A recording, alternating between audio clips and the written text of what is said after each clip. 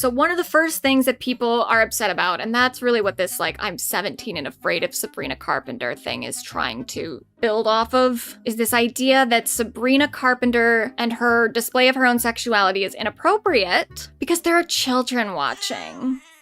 Now, I'm sure that there are children at Sabrina Carpenter's concerts, but I have always felt like her audience, especially recently, especially like in these last 2 years, because this is one of the things about Sabrina too, is that she did start on the Disney Channel. She was a Disney Channel girl. She was signed to Hollywood Records, which we'll talk about. So she was a Disney Channel girly, and that was what a lot of her early career was, is just like Hollywood Records approved material that was a little bit more childish. And so at some point, there definitely were a lot of children in her audience. But then I think those children probably grew up as she did. And so I was like, I definitely think that Sabrina Carpenter's audience is not that young. So this is when she arrested Domingo, that character from SNL. Came out this way, had to explain, direct from Domingo. Behind him, I mean, they look young-ish, but they still look like young college-age girls to me, like 18 to 24-ish. These look like adults to me, maybe even a little bit older, maybe like early 20s-ish. No offense to this man back here, this does not look like a young man's shirt to me. I don't know any teenage boy who wears shirts like that. This is Millie Bobby Brown, look like adults to me. That guy's got a full fucking mustache. Full fucking mustache. That's not a kid. SZA, looking radiant as ever, with adults behind her. So like, Sabrina Carpenter's primary audience appears to be made up of young adults. Are there children in her audience as well? Of course. Every mainstream musical artist has children in their audience somewhere. But it is incredibly misogynistic and patriarchal to expect a woman to adapt her artistic expressions based on the mere presence of some children within a space where children were never the intended spectators. This attitude reinforces the idea that preserving the purity and innocence of children is more important than an adult woman's autonomy, especially since the implied duty to protect the innocence of children is one that is put onto female artists almost exclusively, as if every woman who dares exist in the public sphere is automatically a maternal figure for a bunch of strangers' kids just by nature of her gender. Sabrina Carpenter is, of course, not the first woman to be given the title of role model without her consent. This is something that many women in the spotlight have had to deal with before her, especially pop icon Britney Spears, as seen in this now heavily maligned Diane Sawyer interview from 2003. I want to be a good person for me, but I think it's a huge pressure to think that you have to take the responsibility to be this role model. It's one thing not to want to be the role model anymore. It's another thing not to know that a lot of young girls are looking at this. A lot of them. But am I responsible for them? So to anyone who is currently going onto social media to chastise Sabrina Carpenter for daring to express her sexuality at her own concerts, just because some parents have made the decision to take their kids to see a performer who has never once hidden their sexuality in their adult career, just know that you are Diane Sawyer in this instance. And if you consider yourself a feminist, that's not a person you really want to be. Now, some would argue that not only is Sabrina displaying her sexuality to an audience of children, she is also sexualizing an image of childhood itself. There are many examples critics will give of this sexualization. However, a main point of concern revolves around a 2024 photo shoot for W magazine, in which one image drew comparisons to a shot from the 1997 film adaptation of the novel Lolita. Let it first be noted that this was not a photo shoot for Sabrina's album, but for a suburbia-themed magazine spread where Sabrina and her team's creative control over the shoot would have been minimal. In this instance, Sabrina merely agreed to a set of photos proposed to her by a photographer working for the magazine. She did not come up with the concepts for the photos herself, and most likely did not have final say over which photos made it to print. In any case, After a TikTok connecting the photo shoot to a still from Lolita went viral, Sabrina commented on the video directly, writing, "I've never seen this movie, it's never been on my mood board, and never would be." It has been made explicitly clear then that Sabrina Carpenter isn't interested in participating in a Lolita-esque fantasy. However, plenty of commenters have cast doubt onto the validity of her statement by declaring that the allusion to Lolita is too blatant to be denied. On the Faux Moi subreddit, aka Internalized Misogyny Central, the top comment on a post claiming that Sabrina has never seen the 1997 film writes, "Well, her team definitely has." Many comments on the post accuse Sabrina of outright lying, going so far as to claim that if she did in fact not recognize the image as a reference, she should be considered culturally illiterate, as these commenters are apparently under the impression that the 1997 adaptation of Lolita was ever a culturally significant film in the first place. It wasn't. Almost a year after its premiere in Italy, Lolita 1997 received an exceptionally limited theatrical run in the United States, essentially being shown in just enough theaters to qualify for Oscar nominations it never received. Throughout its entire run in the US and Canada, it made a little over $1 million against a budget of $62 million. Following that pitiful release, the movie was never made available on home video in the United States, and while it is currently streaming on Tubi as of last year and Hulu as of this year, for much of its existence, the 1997 adaptation of Lolita was only available to American audiences via A, the purchase of an international copy of the film, B, the occasional screenings on Showtime from 1998 until 2003, when the premium cable channel held the exclusive rights to all American distribution, or C, good old-fashioned piracy, making the mere access to the adaptation in the US extremely limited until very recently. It was not until the mid-2010s when the literary references of Lana Del Rey encouraged many young fans, especially young girls, to research the history of Lolita the novel, incidentally leading them to discovering the existence of the 1997 film, which then became a frequent aesthetic reference on a few subspaces of one primary social media site. Let's be very clear then. If you can immediately recognize the image of Dominique Swain lying in the grass beside a sprinkler as a still from that film, that is not evidence of you being a culturally literate person.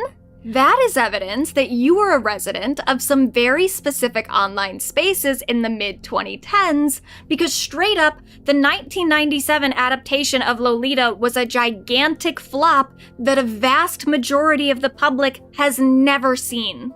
It is not unlikely that Sabrina Carpenter is included in that vast majority, especially since she has been working regularly in the entertainment industry since 2011, limiting the amount of free time she had to scroll sad girl Tumblr.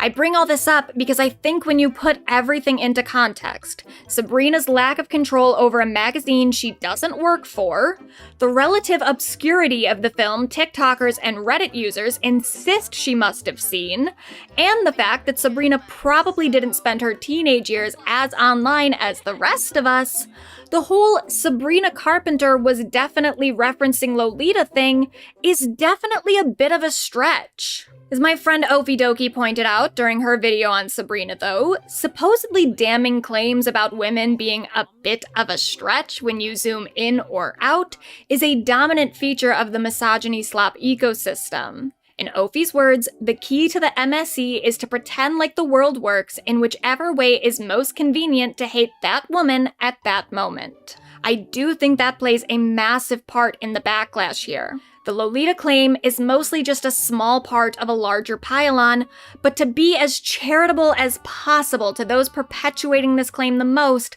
I think plenty of those critics might have just been taking out some retrospective rage they feel toward the 2010s online ubiquity of Lolita as a romanticized image. Honestly, I think even the conversations around that should be more nuanced than some of the most inflamed spaces on the internet really want them to be. But ultimately, women in the public eye, whether they be Sabrina Carpenter, Lana Del Rey, Britney Spears, or whomever else, are mostly just scapegoats for deeper issues that are hard to explore without a clear villain to aim all of one's criticisms at. There are reasons to be concerned about how images of young girls get sexualized by adult media, but Sabrina Carpenter is not your enemy. She is also just a girl trying to navigate the same fucked up world as the rest of us. Now, are there elements within Sabrina's work that are helping fuel this controversy? Yes. For one thing, there's her 2024 track Juno, where Sabrina communicates a desire to be impregnated through a reference to the 2007 film of the same name, a movie about an unplanned teenage pregnancy.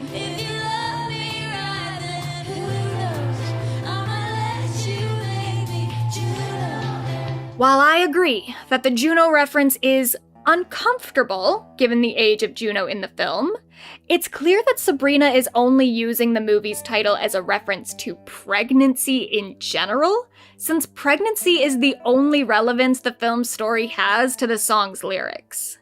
In the movie, Juno, the character, is a teenager who gets pregnant by accident after a one-night stand with a friend she's not in a romantic relationship with. The lyrics of Sabrina's Juno, however, center around its narrator's attraction to the song's love interest, along with her desire to lock down the relationship and make it into something permanent. Given all the ways Sabrina's Juno diverges from the basic story of the film, it can be reasonably assumed that the narrator of the song is not a teenage girl. It is okay to still be weirded out by Sabrina's decision to make that reference. You can find the lyrics tacky, inappropriate, or just straight up gross. But that doesn't mean Sabrina was ever personally interested in sexualizing a teenager. Some critics will argue, though, that Sabrina sexualizes adolescence beyond that one song by claiming that her onstage persona combines self-infantilization with self-sexualization. And while I don't think these accusations would be nearly as prominent if Sabrina weren't a 5-foot woman with small tits, it is true that some elements of Sabrina's work can be considered childlike. A segment in her Short and Sweet tour, for instance, features a modified version of Spin the Bottle, a classic slumber party game in which typically teenage participants sit in a circle on the floor and spin a bottle to decide which of the other teenagers they should kiss. Sabrina employs this game in her shows as a cheeky way of deciding what her surprise song for that set will be. During a recent SNL performance, she can also be seen dancing to her song Man-Child in nothing but underwear and a t-shirt in a set made to resemble a young girl or woman's bedroom, complete with a microphone made to look like a round hairbrush, which is also, genius, by the way. She has kept that round hairbrush around for her tours. I think that's incredible. I think that is, one of the smartest things she has ever done. It's reminiscent of the opening of the 2002 film Crossroads, in which Britney Spears delivers a brilliant performance portraying a teenage girl graduating high school, but it's more likely a direct reference to the 2000 film adaptation of Charlie's Angels, where an adult Cameron Diaz dances in her room wearing nothing but a t-shirt and Spider-Man undies. The scenes in Crossroads and Charlie's Angels are incredibly similar. Firstly, because Britney was inspired by Charlie's Angels during the conception of the Crossroads opening, but also because the age of the characters doesn't really change the significance of the scenes. The female person dancing in her underwear in her bedroom can be a teenage girl or an adult woman because the joyous expressions of girlhood do not have to leave you once you reach a certain age. In the words of pop queen Addison Rae, the girl I used to be is still the girl inside of me. And the girls many of us adult women used to be were sexual beings not dissimilar to us. While there were a lot of problematic things that came from the 2010s Tumblr Lolita craze, Lana Del Rey didn't make a whole generation of young girls identify with Dolores Haze out of nowhere. Movies, TV shows, social media, pop music, etc. doesn't give teenage girls their sexuality. Rather, many young girls are drawn to certain forms of sexualized media because that media provides them a safe space to explore their sexualities within communities that aren't constantly admonishing them for their desires. There is a difference between inappropriately sexualizing adolescents in a predatory fashion and holding a healthy amount of reverence for the experiences one had and the person one once was when their sexual desires first began to develop. For many of us, those desires started in adolescence. And the frustrating thing about that is, that's something that's well understood and tolerated for male expressions of sexuality. For example, in 2019, a 28-year-old Charlie Puth released a song called Mother with lyrics written from the perspective of a teenage boy engaging in sexual activities with another teenager, as Charlie sings on the chorus, "If your mother knew all the things that we do, she'd keep me so far from you." If the lyrics weren't blatant enough, Charlie then tweeted the statement, "Mother is about the high school experience that I never had." Charlie Puth is sexualizing a teenage version of himself. But that song never sparked any real controversy because teenage boys are allowed to be sexual in ways that teenage girls are not, giving adult men permission to celebrate the adolescent origins of their sexual desires in ways that adult women would be crucified for. Similarly, the Transformers film franchise, primarily directed by Michael Bay from 2007 to 2017, is so stuffed with sex that one of the movies contains a scene in which an adult character explains Romeo and Juliet laws to establish why it's legal for him to fuck a minor. We're gonna spend several minutes on this. It's just so specific and so creepy and makes me wonder why you know all this or why you looked it up so thoroughly. It's just a funny scene, you know? Now that scene received a fair amount of backlash for obvious reasons, but prior to that, no one really bat an eye at the fact that there was already an absurd amount of sexuality present in a series of films that was based on a children's toy, since the target demographic for the toy and the movies was boys and men rather than girls and women. The fact that the Transformers IP is able to exist in the worlds of both boys and men without scandal is itself a testament to how men are not expected to shed the interests and aesthetics of boyhood as they become adults. There is no hairstyle that a man can have that will get him accused of pandering to pedophiles. However, once a woman crosses some invisible line between girlhood and womanhood, we are expected to never pair a revealing outfit with certain variations of pigtails due to that hairstyle's association with feminine childhood, for which there is no male equivalent. In addition to the controversy surrounding the Man's Best Friend album cover, one version of the actual vinyl has come under scrutiny as well for depicting a man at the foot of Sabrina's bed in a way that some have interpreted to be Lolita-esque. The main reason for this is that the shading makes the man's hair look slightly gray, but let's notice as well, the same shading exists on his clearly black suit. I don't think the age of the man in the image can be so easily determined based on any shades of gray. But let's assume for a moment that this is an older man with graying hair. Considering the woman on the bed is clearly Sabrina Carpenter, exactly what about this image evokes Lolita when Sabrina is a 26-year-old adult woman? Is it the bright color of her top? The lack of gray in her hair? The loose, ruffled nature of her socks? How does Sabrina need to present herself to earn the right to express attraction to other adults? Moving on, we have the accusation that Sabrina's work is romanticizing and or glamorizing women's self-degradation.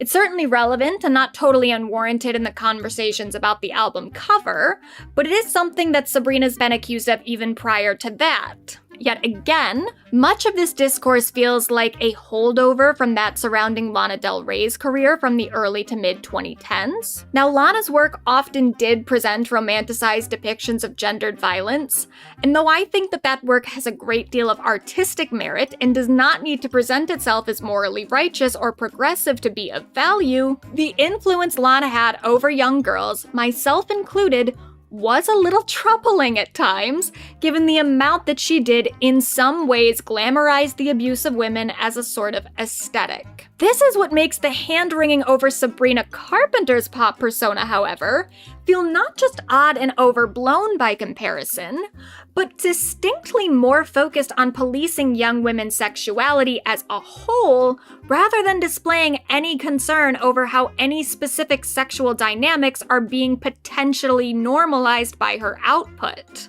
Sabrina is not glamorizing the abuse of women in her work.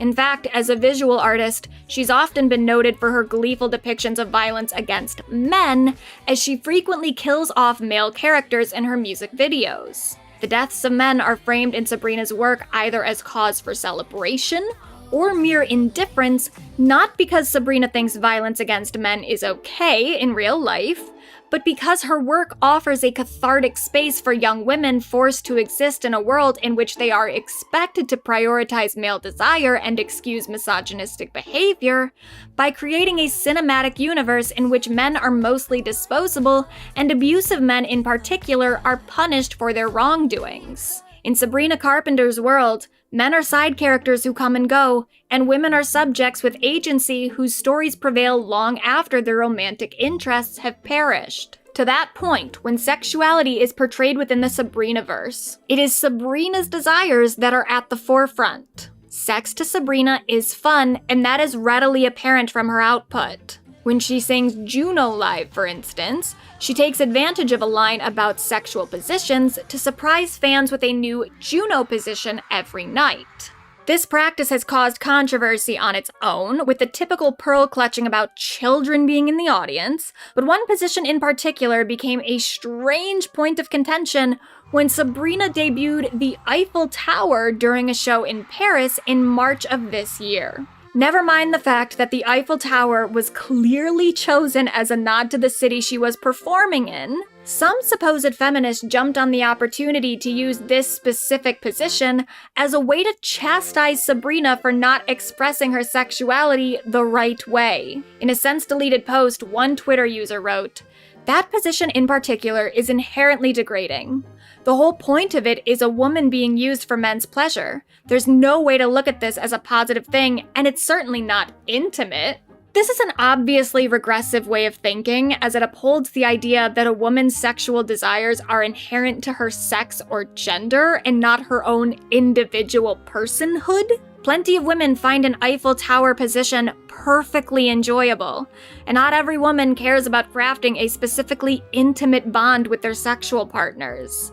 As long as everyone involved is a consenting adult, there is nothing inherently wrong or degrading about any position. Perhaps the argument that Sabrina was allowing herself to be used for men's pleasure would be more convincing, though, if she wasn't so clearly delighted by her bit as she performs it. To look at Sabrina Carpenter smiling and laughing as she gets into position and deciding that she's simulating an act of feminine suffering means overriding Sabrina's own opinion about what she feels degraded by. It is a denial of her agency in order to satisfy a narrative created for her by strangers trying to police women's desires. That being said, while the Juno positions are clearly meant to celebrate sex and to some degree kink, is that what the cover of Man's Best Friend is trying to do? Is the album cover an expression of Sabrina Carpenter's desire for sexual submission, maybe more specifically pup play, given the dog references?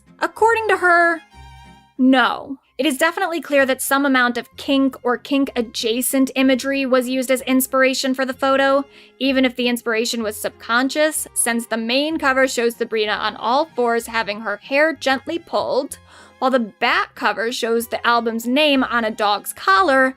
However, the photo and title are actually being employed as a metaphor for, indeed, some level of self-degradation. For that, I understand why so many people found the album cover and title so off-putting upon release. I wouldn't call Sabrina's frequent killing of men in her music videos specifically feminist, or if it is, it's a very shallow, girl-bossified version of feminism.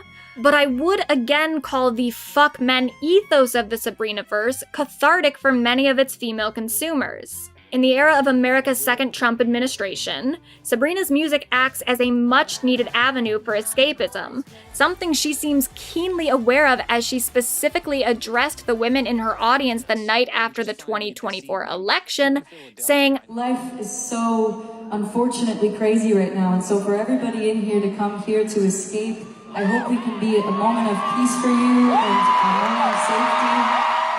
I'm sorry about our country, and to the women in here, I love you so much." Following that statement and the entirety of her career up to that point, up with an image of herself on her knees, her hair in a man's hand, was definitely jarring for a lot of people who are justifiably sensitive right now about images which even hint toward gendered violence. It is an uncomfortable photo to say the least, but uncomfortable doesn't necessarily mean bad or even anti-feminist. What many people are concerned about, though, is whether or not this image of Sabrina could properly be classified as an example of the male gaze. So let's explain what the male gaze is. Firstly, the concept of the gaze, or the look, originates more or less with Jean-Paul Sartre's 1943 book, Being and Nothingness. For Sartre, the look is the experience that occurs when one recognizes themselves as a perceivable object in someone else's consciousness, rather than just a consciousness experiencing life from the inside out. It is quite literally just the feeling of being looked at and how that affects your behavior. The gaze then became an important feature of media studies, particularly in reference to gender and the effect the male gaze has on women, in 1972 with John Berger's BBC series Ways of Seeing. Most nudes in oil paintings have been lined up by their painters for the pleasure of the male spectator owner. With their clothes off, they are as formal as with their clothes on. By contrast, in another tradition, nakedness is a celebration of active sexual love as between two people, the woman as active as the man. The actions of each absorb the other. In oil painting, the second person, or the second person who matters, is the stranger looking at the picture. Compare the expression of these two women. One the model for what is considered a masterpiece by Ang, and the other an ill-paid model for a photograph in a girly magazine. Or these two. Just the expression, the look. It seems to me that in each pair the expression is remarkably similar, and that it is an expression of responding with calculated charm to the man whom she knows is looking at her, although she doesn't know him. It is true that sometimes a painting includes a male lover, but the woman's attention is very rarely directed towards him. She looks away from him, or she looks out of the picture towards he who considers himself her true lover, the spectator owner. So, is Man's Best Friend, the album cover, an example of Sabrina pandering to the male gaze?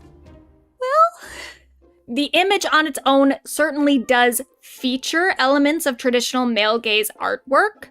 Sabrina isn't nude, as John Berger was discussing in the clips we watched, but she is obviously sexualized, and sexualized in a way that does conform with white patriarchal beauty standards. She is also absolutely in a submissive position. Her emotions are kind of hard to discern given the almost vacant facial expression she's making as she looks toward the camera, and there's a man in the photo as well, but he's clearly anonymous. His identity doesn't matter, which one could argue makes him the true subject of the art if he can be interpreted as a sort of you character, but the fact that Sabrina is looking at the camera rather than the man complicates that reading. Like the examples Berger gave, the spectator is the real subject of the image. This is a scene shown in second person, where the perspective of the viewer determines the ultimate meaning, so to say whether or not this is an example of male gaze, we have to decide who the viewer is. Is it a photo meant to appeal to the desires of a presumably masculine audience like all of those paintings? I'm not sure. I think the fact that this isn't an image meant to exist as its own isolated piece of art, but an album cover meant to advertise a larger body of work being released by an artist with a pre-established fan base, makes it kind of hard to say that this was created for an anonymous male spectator, because that's just not who Sabrina Carpenter makes music for. I just don't think it's reasonable to deny the fact that Sabrina Carpenter is for the girls. Most of the rooms these vinyls will be put on display within are not the rooms of heterosexual men, because they're clearly not the audience for Sabrina's actual music. This does greatly affect the way that I interpret this photo. As a spectator, I feel like I've walked in on Sabrina doing something kind of humiliating, and I don't take pleasure in her humiliation, I relate to it, or at least I understand how other women could. Sabrina in this photo is not identityless. She literally has a ring on her middle finger with her initials on it, but she's on her knees for a random faceless man and looking to the camera with a facial expression that, if it communicates anything concrete, it's maybe an awareness of getting caught in a compromised position. Sabrina knows she looks kind of pathetic, and that's maybe the point. I wasn't eager to jump into this discourse when it first erupted back in June on the simple basis that the album cover exists in the context of the album, and I hadn't heard the album yet. No one had. We didn't even have a track list at that time. Now that the record's out, I honestly think the cover makes complete sense and communicates what I always kind of expected it was meant to. Man's Best Friend, sonically and lyrically, feels like an unofficial sister album of her last record, Short and Sweet, the title for which was explained as being a tribute to Sabrina's dating history and how her shortest relationships have had the most impact on her. Short and Sweet is about the highs and lows of a mildly toxic heterosexual dating life. Man's Best Friend is that as well, but with a more focused and refined format. I would argue that this is actually a concept album, perhaps even a pop opera telling the story of a woman who knows she has a pattern of dating men that aren't good for her, yet can't stop herself from falling into a new self-destructive situationship the second that a new man-child shows a hint of potential. The fact that the album opens with man-child feels intentional in how it sets the mood for the project. Throughout the song, Sabrina talks about a type of immature man she somehow keeps falling for, then declares on the bridge, "And I swear they choose me, I'm not choosing them," before following up an amen to signify a closure of this prayer with an excited "hey men," indicating that she's already approaching a new set of guys who will inevitably disappoint her. As much as people wanted Sabrina's comeback to contain a more specific diss against her most recent ex, the actor Barry Keoghan, who starred in her Please Please Please video from the previous album, the track is more generally about Sabrina and her overall dating history. Coincidentally, the same could be said about Please Please Please, even if it contains a few more specific references to Barry, as Sabrina openly begs her new love interest to please, please, please not embarrass her publicly by outing himself as a loser. Given the very prevalent cheating rumors following Sabrina and Barry's split last year, it appears that he failed to defeat whatever curse is commanding Sabrina's love life. Rather than showing her struggle against a bad boy in one relationship, however, the video for Man-Child contains a series of seconds-long vignettes where countless men put her into new precarious situations. Given how inconsequential each individual man winds up being, though, is it actually the men placing Sabrina into these narratives? Or is the real problem the fact that she keeps giving her time and attention to man-children who never deserved it? The next track and next single, Tears, hints toward the latter.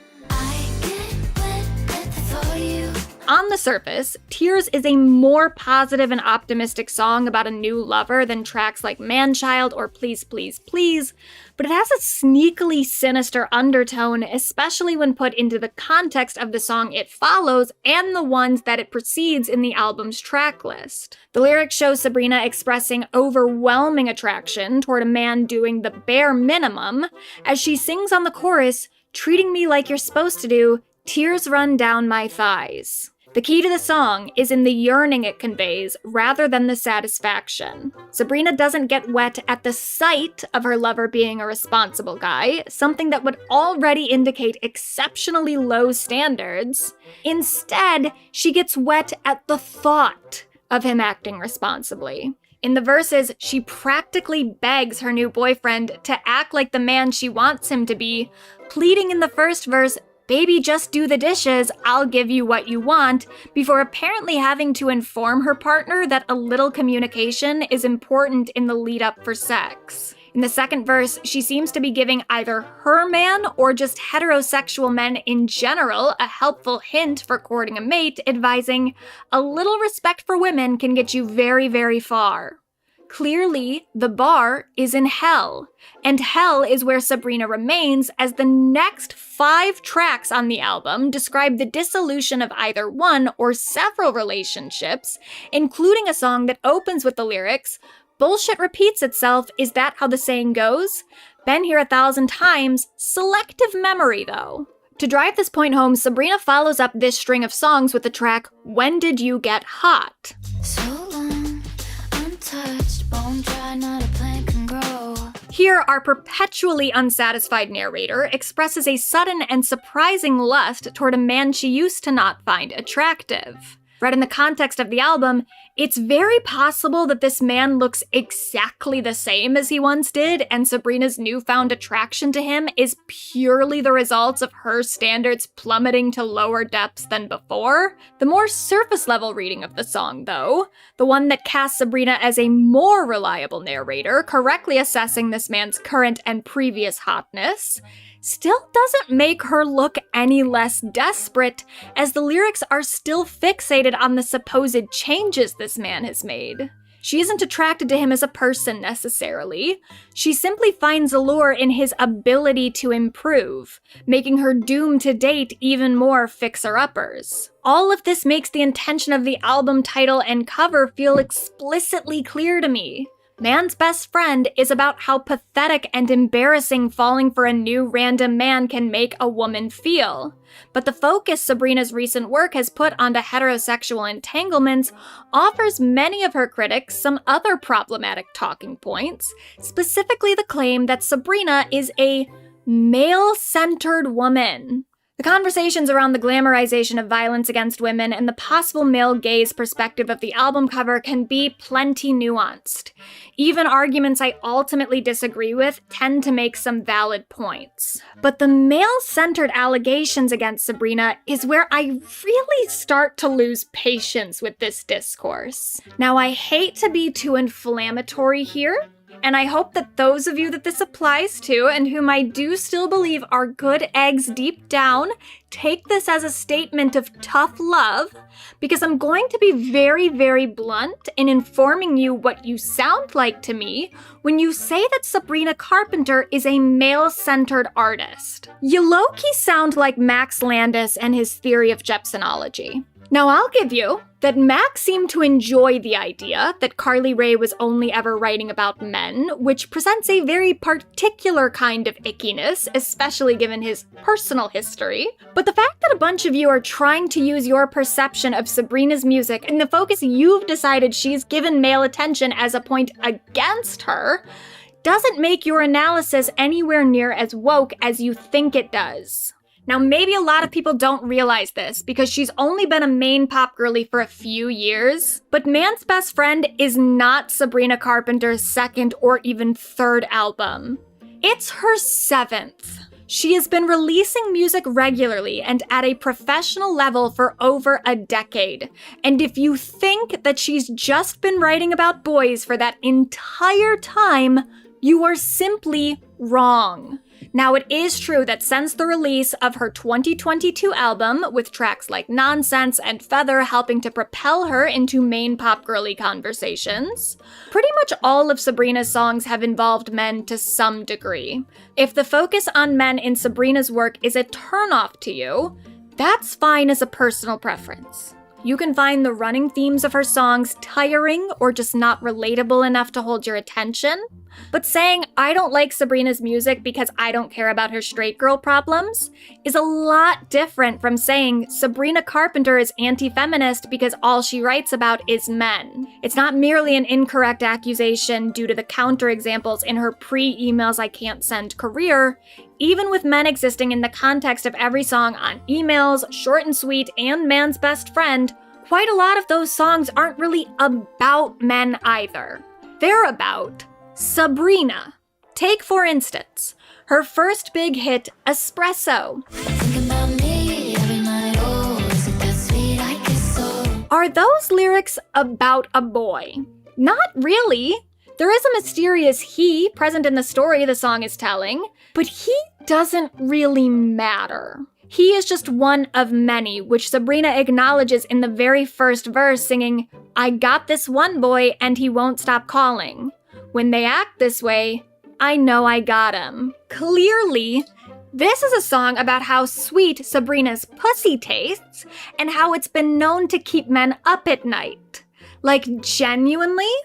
What part of "that's that me espresso" did everybody not understand? Then, of course, there's the song Taste, off Short and Sweet. This is one of the few in Sabrina's most recent 2 albums that seems to be addressing a very specific entanglement she once found herself in, that being the apparent love triangle of her, Camila Cabello, and Shawn Mendes, when Sabrina allegedly had a fling with Shawn between one of his and Camila's brief breakups. The song is not really about Shawn Mendes, though.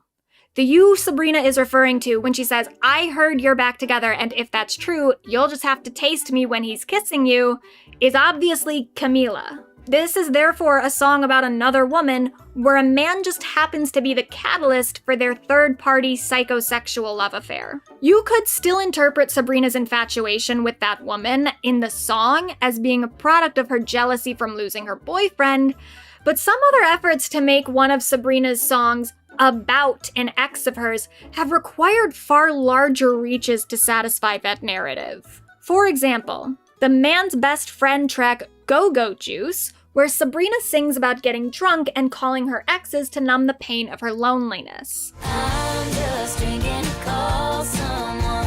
Ain't nobody safe when I'm a little bit drunk. In a desperate attempt to make one of the songs on this album about her most recent ex-boyfriend, the immediate response from a shockingly large amount of people was to claim that when Sabrina mentions a man whose name rhymes with villain, she must be talking about Barry Keoghan, because Keoghan kind of rhymes with villain. You know, if you, squint your ears? When the absurdity of that started to set in, though, the stan theory changed to the line actually being about Dylan O'Brien, since Dylan does rhyme with villain a lot more clearly than Barry's first or last name. She talks about drunk dialing the one that rhymes with villain. Oh, and my name rhymes with villain. Yes. Well, she's never drunk dialed me. Okay. Oh, okay. That you know of. Okay. The one that rhymes with villain is not the only name in Go-Go Juice, though, that's caused debate. Earlier in the chorus, Sabrina sings, "Could be John or Larry, gosh, who's to say?" If we presume the following line, or the one that rhymes with villain if I'm feeling that way, is actually a clue that all the names in the song are meant to rhyme with that of a man she's dated in real life, perhaps John is Shawn, because again, it kind of rhymes. Larry could be Barry, and even the word gosh could be a reference to Joshua Bassett, whom Sabrina infamously dated after he broke up with Olivia Rodrigo when they were all on the Disney Channel. Now, perhaps Sabrina is referencing all these exes in her song. There are no real identifying features to these men mentioned in the lyrics, though. She never goes into detail about any of those relationships, so even if she is referencing them on purpose, we don't get any more insight into what her time spent with them was ever like, because the song isn't really about them. It's about Sabrina being drunk and lonely. Beyond the fun of possibly finding an Easter egg, all these guesses are ultimately just pointless since they don't add anything to the work Sabrina is presenting. If all you see when you look at the output of Sabrina Carpenter is a bunch of men rather than Sabrina Carpenter, who exactly is the male-centered one here? I don't think that it's Sabrina. I'm glad we can all at least agree, though, that there are some running themes in Sabrina's work, especially her work over the last 3 years. Since 2022 at least, but especially since the release of Espresso in 2024, Sabrina Carpenter has proven herself to be an exceptionally consistent artist. In just a few years, she's managed to hone such a specific sound and image for herself that audiences can immediately spot a Sabrina Carpenter song, even when she's not the one writing or singing it. Wood sounds like a song that's trying to replicate Sabrina's appeal, but it fails miserably, mostly because Sabrina didn't make it. It lacks her charm, her campy sense of humor, her tongue-in-cheek delivery. What Sabrina does, then, is something that other pop stars can't really do that effectively. Tell me why, then. One of the biggest points of criticism, or maybe even worse, concern, that I've seen lobbied at Sabrina since her album cover was released, is the accusation that her entire image was manufactured by her label. Like, let's go back to that top comment from the FOMOI subreddit post about the Lolita photo shoot. Look at how quickly this conversation devolves into claims about Sabrina not being a real artist and not having a lot of creative input in her work. The post is absolutely full of those comments, some of which have hundreds if not thousands of upvotes, despite claims about Sabrina's control over her pop career not being super relevant to the conversation these users are supposedly having. Yeah, Sabrina probably didn't have a whole lot of control over how the photos for that photo shoot turned out, but that's not because she isn't a real artist and has little creative control over her work. It's because it was a photo shoot for W magazine and Sabrina Carpenter doesn't work there. Like, what are we even talking about? Another commenter then writes, her entire product/persona, however, is highly sus to me. Like, after she switched labels, her entire shtick became completely different than what she did before. And then she rose to stardom. Her entire brand is manufactured 100%, and I get it, that's no different than other pop stars. Like, look at Ariana Grande. Same thing. Ariana Grande? The woman who frequently shares footage of her songwriting process, including videos of her mixing her own vocals.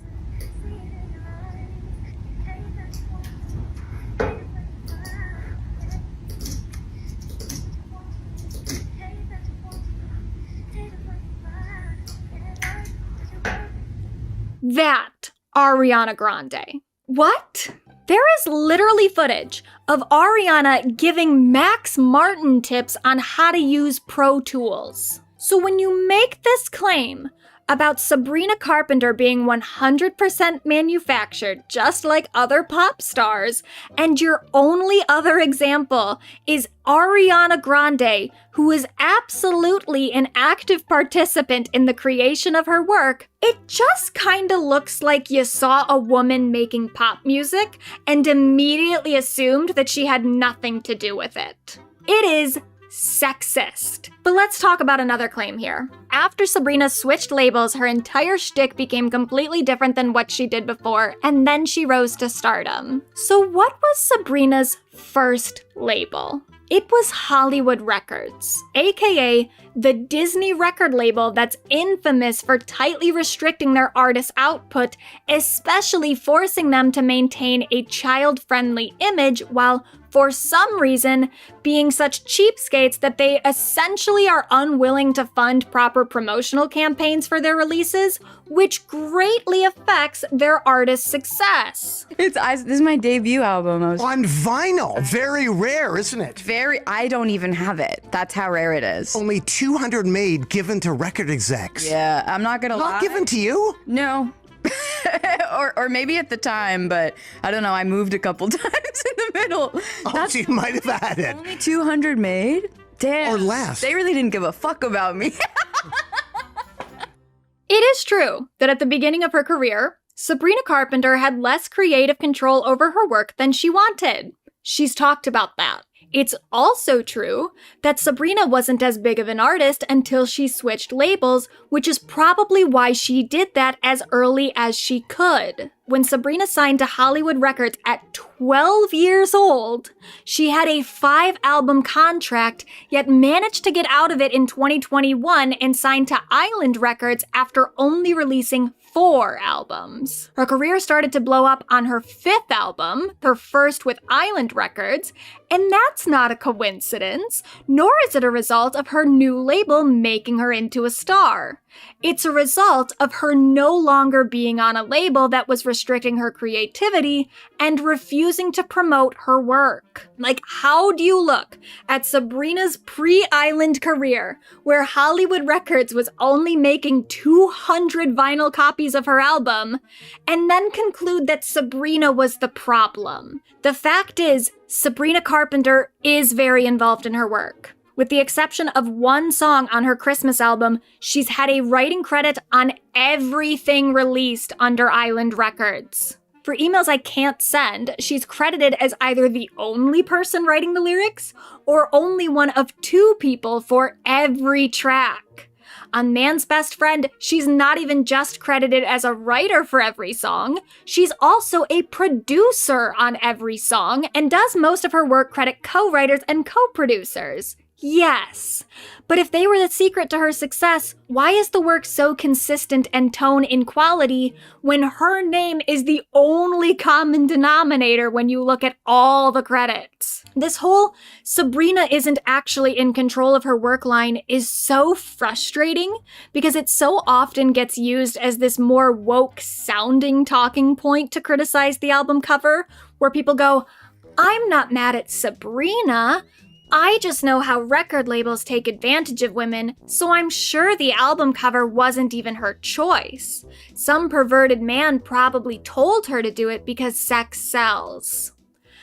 Do you hear how patronizing you sound? Even if you think you're sparing Sabrina from being the target of backlash, perhaps because you recognize how participating in a hate campaign against a woman might not be a very progressive thing to do, you're still giving some non-existent man credit for her work, despite there being so much evidence that she is the one making the big decisions in her career as of 2021. In truth, a lot of Sabrina's recent moves have bucked tradition for her industry in ways that get completely overlooked by this manufactured pop star narrative.